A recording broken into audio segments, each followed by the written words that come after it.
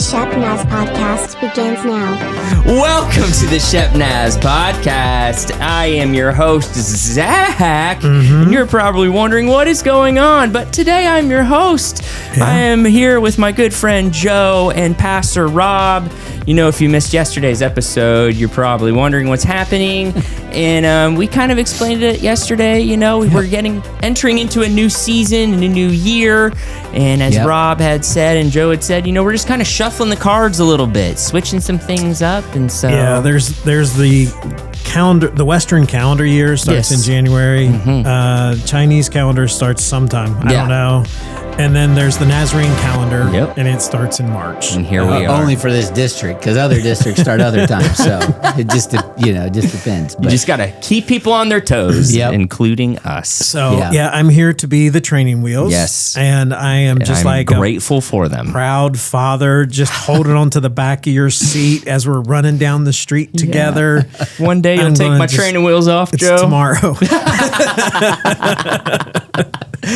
So I got to learn to ride fast. And I'm just going to let go and just watch you going down the road. Yeah. Well, it'll be great. I appreciate you here catching me and watching me scrape my knees, pal. Yeah, I'll be here. I'll give you the little hug and pat when it goes bad. Yeah, here we go. There you go. Yeah, and just if you didn't hear last week, like they said, we're just kind of shifting things around. Joe has done an amazing job leading the podcast. When we started this off, it was Joey was our podcast guy, and then he left to move to Florida, and then Joe picked up and kept going, and we're like sometime this year we'll hit 1,000 episodes on the podcast. That is true. Many of them were hosted by Joe and did an amazing job. So it's not like Joe did a bad job or anything bad, just changing things up. And so that's kind of what's going on. Yeah, we were going to switch it sooner. We were looking for somebody named Joseph since we had Joey and then Joe and we finally got through the entire alphabet and got to Zach. So I was all we had left. I'm sorry. Sorry, you got left with the scrappings. But on the real, we are excited that you joined us today, and for real, Joe, we're very appreciative of all the amazing work and just setting me up for a softball pitch here with jumping into this seat. So thank you very much, man. But today we are going to be hitting part 2 of Rob's sermon from Sunday, where yesterday we talked about sex. We did. And we're just going to go ahead and say it at the top. We did. But no, more talking about the beautiful thing that God actually created for it to be, and why there are parameters, and how it's not, meant to be this thing that God's like punishing us for, but to allow us to experience it to the fullest. Yeah. And we're talking about the 10 Commandments, and the commandment we're talking about is the 7th one, which is thou shalt not commit adultery. And so it's, a lot of people are like, well, God's just a, ninny, whatever. And so he's trying to ruin our life. Yeah. But we talked about how there's so much value to it that there's a place for it that brings good things and bad things. One thing I wanted to kind of bring out today is that we mentioned this a couple weeks ago and then on Sunday also, but with the 10 Commandments, much of the focus was on people's actions, right? Yeah. Don't do this, or do this, or whatever. And what we find is in this particular commandment, God's like, don't commit adultery. But what we find in the New Testament is that Jesus takes the commandment that focuses on our actions, and he raises the bar, and he focuses on our heart. And so, Jesus said in the Sermon on the Mount, you've heard that it was said to not commit adultery. That's the commandment that Jesus is referring to. But then Jesus is like, but I think I'm going to up the bar, right? I'm going to raise the bar. I tell you that anyone who looks at a woman lustfully has already committed adultery with her in his heart. And so Jesus shifts the focus from no longer is the goal to just not have sex with somebody who's not your spouse. The goal is to not even think about it or whatever. And he uses this word lust, and it's an interesting word because it gets thrown around a lot in our culture, but I wanted to kind of really clearly define it, because I think there's some confusion in it. It can bring extra guilt on us if we don't understand it, or it can provide a little bit more permission than we should take if we don't understand it. So the idea behind it is that to look lustfully is to intentionally direct the attention of your eyes continuously and or repeatedly to a person and consider them in a sexual way. So it's not. So what it's not is that somebody walks by you and they're like really good looking, or they're wearing clothes that attract your attention because you're a sexual being and you like look at that and you take a second, you take a look and you're like, oh, wow. That's not lust. That's like, I just saw something I wasn't prepared to see. Right. And it got my attention. Lust is when I'm like, take the second look and I stare and then I start thinking, what it would be like to be with that person in a sexual way. Right. That's what lust is. And so it's not the first look when something grabs your attention. Lust is the second look that lasts and lingers, and the idea of it intentionally directing your eyes and then in your mind thinking about that person in a sexual way. Yeah. When I was doing some studying, I came across a couple lines that I thought were really interesting. Is that seeing can often lead to sinning, or looking can often lead to lusting. And so, it's not to just see or whatever, but it's the intentional stare, the intentional look or whatever. A long time ago, pastor, when I was at Grove City, Bob Huffaker was a pastor, and he was from Texas. He's an old farm guy. He always had these one-liners that I'm like, I remember a lot of them. But one of the things that he said that I never forgot is that our thoughts are seeds of future deeds. And I've always remembered that for some reason. Good. And so in this particular vein, if I'm looking at a person in a sexual way and I'm thinking about it, I'm literally planting the seeds to do something I don't want to do. Right. Yeah. And so the idea is to not think about it. You know, I mean, you can't keep yourself from seeing things in the culture that we live in. Right. And we'll talk about some strategies in a minute, but the idea is that if I see something, I don't have to stare. I don't have to start thinking about it. I don't have to store that in my mind and recall it later and then fantasize about it or whatever. Yep. So Jesus raises the bar. He's like, don't even think about it, right? And then Paul raised the bar even more, and Paul's like, he says, among you there must not even be a hint of sexual immorality. Like he's like, yeah, zero tolerance is basically what he's saying. Right. And I'm like, that's huge. Yeah. I mean, so he took something that Jesus said and in essence almost raised the bar even more. Like there should just be nothing at all. And so I was thinking, like in the last part of the message on Sunday, I just wanted to give some practical things that I think help us to not go there. Like I know the commandment is about adultery, but there's a lot of things that come before that. Right. And if we can avoid those things, then we don't have to go down that road. Mm-hmm. So one of the things that I have 6 things real quick that I would cover about ways that we can maybe stop lust before it turns into adultery. And one is to make a covenant with your eyes. And this comes from Job chapter 31, verse 1. And many of you are probably familiar with the story of Job. But one of the things that Job said was, he says, I made a covenant with my eyes not to look lustfully at a girl. And Job, as we know, was a righteous man. God, talked about his righteousness, and the enemy attacked it, Right. But one of the things that Job had done was he's like, I don't want to go down this road. Mm-hmm. And so I've made a covenant with my eyes. So what does it mean to make a covenant with your eyes? And I think what it means is to, obviously you make this commitment, but there's a book called Every Man's Battle, Every Young Man's Battle. And it's a book that's designed to help guys who struggle with sexual things, which is every guy in the world. Right.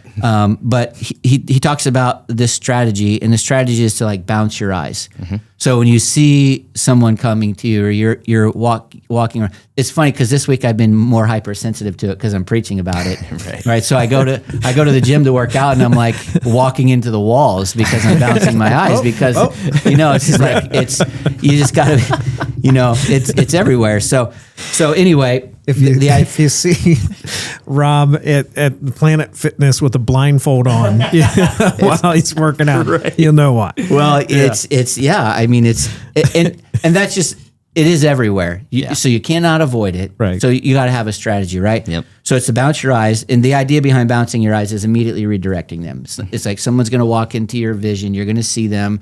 They're going to be dressed a certain way. You're going to want to look at that.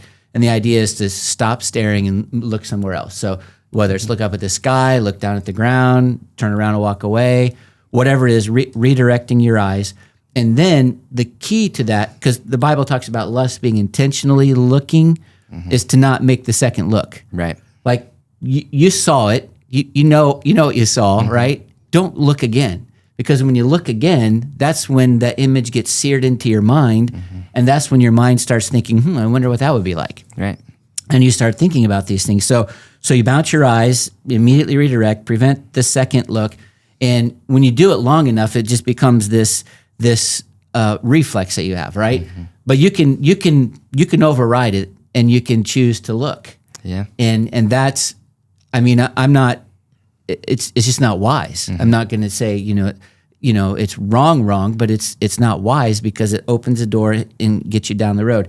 Now, here's the other thing. You can't necessarily avoid people walking in front of you or seeing people when you're out and about or whatever. Yeah. But there are other things that we can intentionally do. And maybe if one of the places that you struggle is on social media, get off social media. Yep. I mean, we all say like, it's a thing, and everybody's on it or whatever. But if you see things in there, or your algorithm is so messed up that it just is all it's doing is shooting you pictures of girls or the opposite sex or whatever, get off of social media. I mean, I don't even do Instagram anymore because there was a time when all I was seeing was things I didn't want to see. Right. So I'm like, I'm just done with it. I mean, I think I have an account, but I haven't been on it forever. And so, don't get on those things. Another thing I think is that, pornography is a big deal today. A lot of people struggle with that. It's not just a guy thing. It's girls struggle as much. Well, statistically, girls are as involved with pornography as guys are in watching it, I should say. And if that's a problem for you, one of the things that you could do is, if you look at it on a computer, put your computer in a public space or turn it around so that anybody walking by can see what you're looking at any time of the day, rather than having it in a corner or having it positioned so no one can see or whatever. Right. And if it's your phone where you're getting that kind of stuff, there's accountability software. Yep. And you can get that accountability software that would send reports to a person that you choose to be your accountability partner. And if you're married, I would suggest it be your spouse. Right. That'll keep you off of it. Yeah, it will. I mean, if your phone is going to automatically send a report to your wife about the websites that you visited, you're not going to go to websites you don't want your wife to know you were on. Facts. Right? So make her your accountability partner. And again, it just depends on, you talked about this yesterday. What do you value? Yeah. Do you value a cheap thrill, or do you value your marriage? Do you value your wife or your spouse or whatever? Yeah. And then, if you're not married, then I would suggest you find an accountability partner, and not somebody who struggles with the same stuff you do, somebody that you respect, somebody who you don't want to let down. Yep. Because if we find somebody who's walking through the same stuff we are, it's like, oh, dang it, sorry, let's do better tomorrow. And there's no penalty or whatever, or no disappointment. You need a challenge. You need somebody to challenge you. Yeah, exactly. Yeah. So that's one thing, is to just kind of bounce your eyes or make this covenant with your eyes, which is something Job did. Another thing is to avoid compromising company and situations. And so we all know that there are places I can go or people that I can hang out with that the standards aren't going to be as high as I probably think that they should be, or that I think God would have for me in my life. And so I need to avoid those situations, those places, and those people. And I think about what Paul said, 1 Corinthians 15:33, don't be misled, bad company corrupts good character. Yep. So you become like the people you hang out with. And so if the people you're hanging out with are talking about those kinds of things, stop hanging out with them. Yeah. I mean, and again, you're like, oh, that's awfully harsh. I'm like, well, do you value your friends more than you value your marriage? Right. I mean, what do you value the most? David, Psalm chapter 1, verse 1 says, oh, the joys of those who do not follow evil men's advice, who do not hang around with sinners, scoffing at the things of God. And so that scoffing at the things of God could be in conversation, but it could be, am I watching entertainment that scoffs at God and the values that God teaches, or those kind of things? So making sure we have those kind of things. This is something that I did. This third one is something I did when I was a youth pastor, and I still do it. But I think one of the ways we can protect our marriage is by picturing the devastation that adultery would create. So when I was a youth pastor, I was around high school girls all the time. They scared me to death. Yeah. Because I didn't want to mess up, right? I didn't want to ruin my relationship. And so what I did was, I'm like, what would happen to my life if I did this? And I just basically walked through a list of things that would happen to me if I were to do that or give in. And it was like, there's none of those consequences that I want to deal with. Right. None of them. And none of them were worth what I might have experienced for a short period of time. Right. And so sometimes we just get the short-term joy that we think we're going to get, look at that right in front of us, and we don't think about the long-term consequences. Having a conversation with your spouse or your in-laws or your children someday, or just all the things that would happen, right? Yep. So along those lines, I kind of gave my boys these parameters of like when they're dating and so forth, like what is appropriate, what's not. And just as a general guideline, I was able to share with them like, well, you only do what you're comfortable doing somebody else to do to your future wife. Yeah. Because this girl may not be your future wife. It may be somebody else's future wife. Yeah. But it's that idea of getting past the moment and looking to the longer lasting ramifications and trying to have that perspective on it instead of just get you out of that moment. Yeah. Yeah. And that's exactly how the enemy works. I mean, he's like, just look at the 5 minutes in front of you. Yeah. Don't think about what's going to happen an hour later. Yeah. Or a week later or 2 weeks later, whatever. It's just. I mean, look at our culture now. That's literally what's being thrown at you 24/7 is how can you feel good right now? Yeah. Like, what can you get? Just say whatever's on your mind. Do whatever you want to do because tomorrow doesn't matter. Like today is what it is. Right. But the reality is that's what sin wants you to think. Yeah. That's what the enemy wants you to think because whether you believe it or not, there are long-term consequences either here on this earth or eternal. Yep. And we don't want to think about that because it's not the fun thing. Yeah. But the reality is, even if you don't believe it, there are long-term ramifications for anything we do. Yeah. So. Yep, definitely. And the devil's very good at blinding us from those. Right. You just look at that thing right in front of you. Right. Yep. Another strategy is to be intentional with your free time. And I think it's interesting today,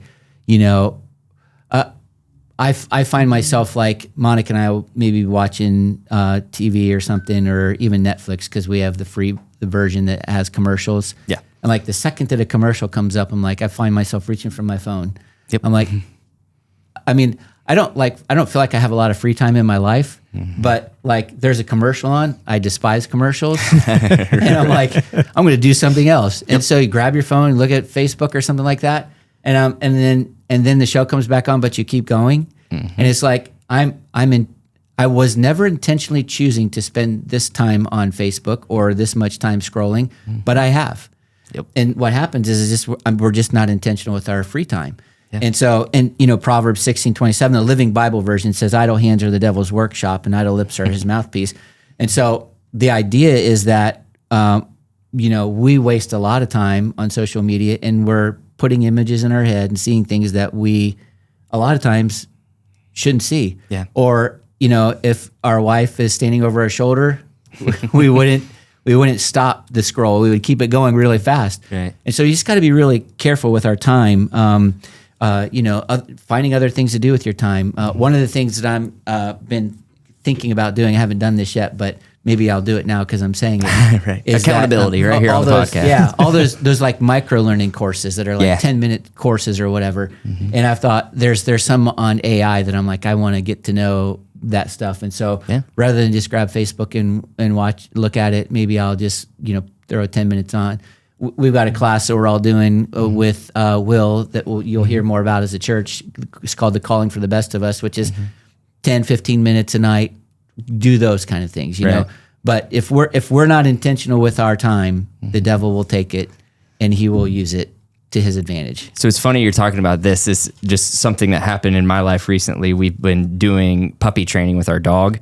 And one of the things that the trainer was talking about was how, like, when you see a puppy, right, like, they're just an innocent dog. Like, they haven't lived enough life to know, like, what's good, what's bad. So when they're doing things like ripping up a towel or chewing on your couch or all these things, it's not because their heart is to say, I want to go destroy and make, havoc of things. It's because their attention is being drawn away from productive stuff.